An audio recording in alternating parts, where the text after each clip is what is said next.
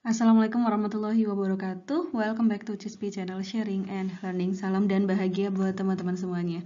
Update lagi ya, kita kali ini akan bahas soal pretest PPG hari kedua. So, langsung aja sebelum lanjut, supaya channel ini terus berkembang dan makin semangat untuk update video selanjutnya. Yuk teman-teman like video ini, subscribe, dan juga nyalakan lonceng notifikasi supaya tidak ketinggalan juga ya update video-video selanjutnya. Share juga ke sosial media dan teman-teman kalian supaya makin banyak lagi yang dapat manfaat dari video ini. Follow juga ya sosial media aku di Instagram dan juga TikTok @cisp_47. 1. Seorang guru memberi hadiah berupa tanda bintang yang disematkan di baju peserta didik agar peserta didik menjadi lebih rajin. Tindakan guru ini didasarkan oleh teori A. Kesiapan oleh Maslow, B. Latihan oleh Thorndike, C. Pengkondisian instrumental oleh Pavlov, D. Pengkondisian operan oleh Thorndike, atau E. Pengkondisian operan oleh Skinner.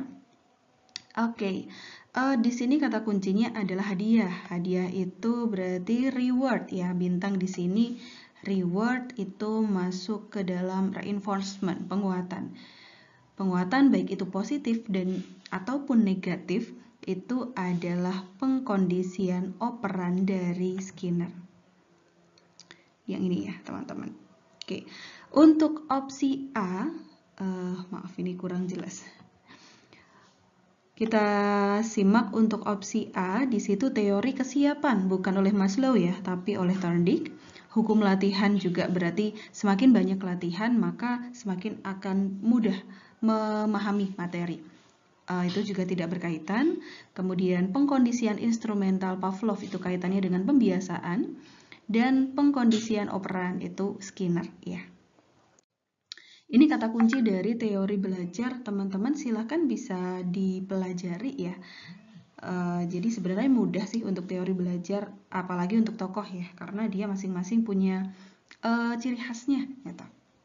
Bisa dibuka lagi video saya tentang pembahasan tokoh-tokoh dari teori belajar, banyak ya, bisa di-scroll lagi. Next, guru olahraga di sebuah sekolah kerap kali menceramahkan cara melakukan loncat jauh kepada muridnya. Banyak yang salah pada saat melakukan tolakan. Hal tersebut menunjukkan adanya hambatan belajar. Teori yang menunjukkan adanya hambatan belajar tersebut adalah di sini adalah hambatan. Kenapa ada hambatan? Karena dengan loncat jauh yang seharusnya itu lebih banyak ke praktik ya, hanya dengan ceramah. Jadi kan metodenya kurang tepat. Oke, kita lihat opsi. Teori belajar harus sesuai dengan tahap berpikir kognitifnya. Ini kaitannya dengan umur ya. Perkembangan dari umur. Yang B, siswa harus banyak praktik seperti yang disampaikan dalam teori Brussels. Nah, ini sesuai dengan opsi. Sampai sini aja sebenarnya udah ketahuan gitu ya. Kita lihat yang C, teori belajar mengulang-ulang. Ini bukan, mengulang-ulang itu drill. D. Teori belajar matematika dari Harrod bahwa belajar dimulai dari masalah way of thinking dan diakhiri dengan way of understanding. Bukan ya. E. Teori belajar Vygotsky menyatakan bahwa belajar harus dari hal baru, kemudian dimulai dari yang dikenali oleh siswa. Nah, berhubungan dengan soal tadi, maka yang sesuai adalah opsi B nih teman-teman. Oke, next ya. Bu Citra, guru di SD Bahagia Pagi, pada waktu pembelajaran tentang membuat model tiruan gunung api menggunakan kertas koran dan karton di dekat meja mereka. Bu Citra sudah berulang kali mengingatkan agar peserta didik dapat merapikan mejanya, namun sepertinya mereka masih belum mengindahkannya. Andi nih, yang duduknya di barisan paling belakang, membersihkan lantai kelas. Tindakan yang dilakukan oleh Andi merupakan bentuk keberhasilan pembelajaran dalam menanamkan nilai. Apakah cinta lingkungan, jujur, pemaaf, rajin, atau tanggung jawab? Nah, sudah ini ya, siswa-siswa yang lain itu tidak mengindahkan apa yang disampaikan oleh Bu Citra gitu. Ternyata Andinya yang malah dia beres-beres lantai kelas. Berarti kan bertanggung jawab ya. Jawabannya yang E. Dia tanggung jawab dengan apa yang sudah dia lakukan. Next, oke, buat teman-teman dari soal-soal yang sudah dibahas ini sedikit spill ya dari isi dari buku CISP Bimbel. Kok bukunya P3K Kak? Iya, memang soal-soal pretest ini mengarahnya ke soal-soal P3K. Jadi banyak sekali soal yang muncul itu dari soal-soal P3K. Ya mix dengan pedagogiknya ya soal-soal PPG ini sih teman-teman gitu. Jadi kalau buat teman-teman yang ingin mendapatkan buku PPPK ini ya sesuai dengan yang keluar saat pretest PPG, teman-teman bisa dapatkan melalui Shopee, linknya aku sertakan di deskripsi atau pesan melalui WA. Aku juga sertakan linknya ada di deskripsi ya. Next, PP nomor 19 tahun 2017 tentang perubahan atas peraturan pemerintah nomor 74 tahun 2008. Pasal 52 menyampaikan tentang beban kerja guru sebagai tenaga profesional. Sesuai PP tersebut, beban kerja guru paling sedikit adalah ya, kalau paling sedikit jelas 24 jam di sini ya, 24 jam. Sebagai guru profesional, guru berserdik paling sedikit 24 jam dengan paling banyak nih teman-teman 40 jam tatap muka. Jawabannya adalah yang E.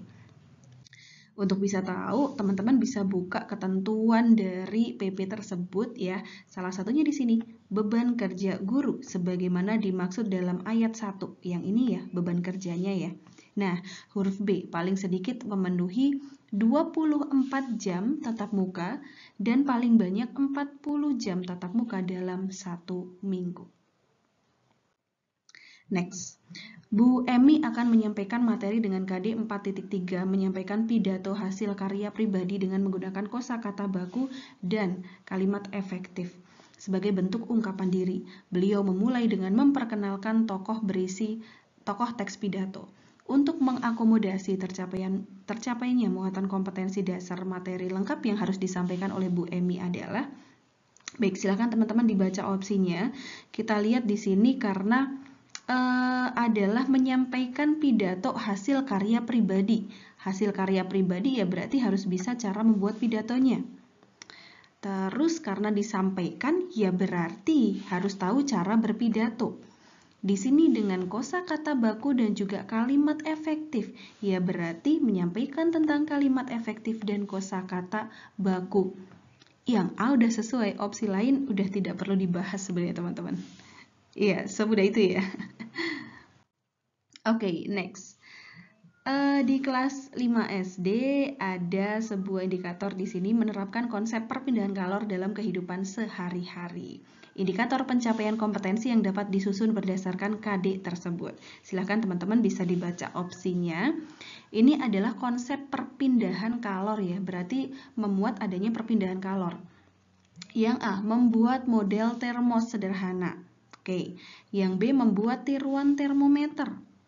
C, menjelaskan bagian-bagian mesin cuci. D, menyebutkan sumber energi di sekitar. E, menyebutkan jenis perpindahan kalor. Ini C, D, E udah jelas bukan ya? Yang lebih mendekati adalah opsi A dan B. Nah, berkaitan dengan perpindahan kalor, ini lebih tepat adalah yang B. Dengan membuat tiruan termometer, itu kan ada perpindahan kalornya ya. Dan itu nanti dari botol bekas minuman juga dengan sedotan. Jadi jawaban yang paling tepat adalah opsi yang B.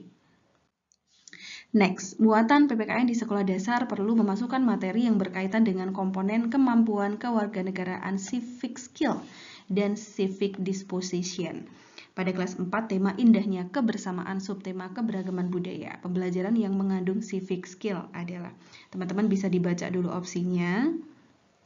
Untuk bisa menjawab ya kita harus tahu civic skill itu apa. Nah, ini dia civic skill ya. Keterampilan kewarganegaraan atau civic skill, yaitu keterampilan yang dikembangkan dari pengetahuan kewarganegaraan, agar pengetahuan yang diperoleh warga negara menjadi sesuatu yang bermakna dan dapat dimanfaatkan dalam menghadapi masalah-masalah kehidupan berbangsa dan bernegara. Oke, karena berarti kaitannya dengan bermakna, bisa mengkaitkan begitu ya. Ini lebih kepada materinya adalah keberagaman budaya. Yang A, menentukan pemahaman bermain bersama peserta dengan orang yang berbeda suku. B, mendeskripsikan tentang suku Minang. C, mengidentifikasi sikap menghargai keberagaman. D, mengkaitkan situs Trowulan dengan makna persatuan dan kesatuan. E, sikap menghormati pada sesama bangsa karena perbedaan budaya. Yang lebih sesuai adalah yang E nih teman-teman. yaitu dengan kita menghormati pada sesama dan dengan adanya perbedaan budaya gitu. Jadi di sini juga sesuai dengan materinya dan ada civic skill-nya juga masuk ke situ ya. Next, pada muatan PPKN, seorang guru akan mengajarkan subtema bangga pada budaya bangsa, kepada Tuhan dan menyadari kewajiban dan hak sebagai makhluk hidup di tengah kebersamaan. Media yang digunakan untuk menekankan dan menganalisis unsur-unsur konsep perahu, suku Asmat, dan menggugah rasa ingin tahu adalah gambar, grafik, media foto, sketsa, atau video.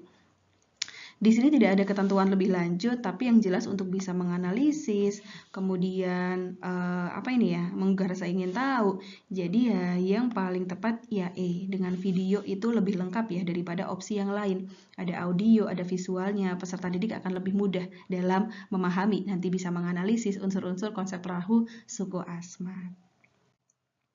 Oke, sekian teman-teman yang bisa aku sampaikan kali ini. Semoga bermanfaat buat teman-teman semuanya, bisa lolos pretest PPG dan lanjut kepanggil PPG Daljab 2023.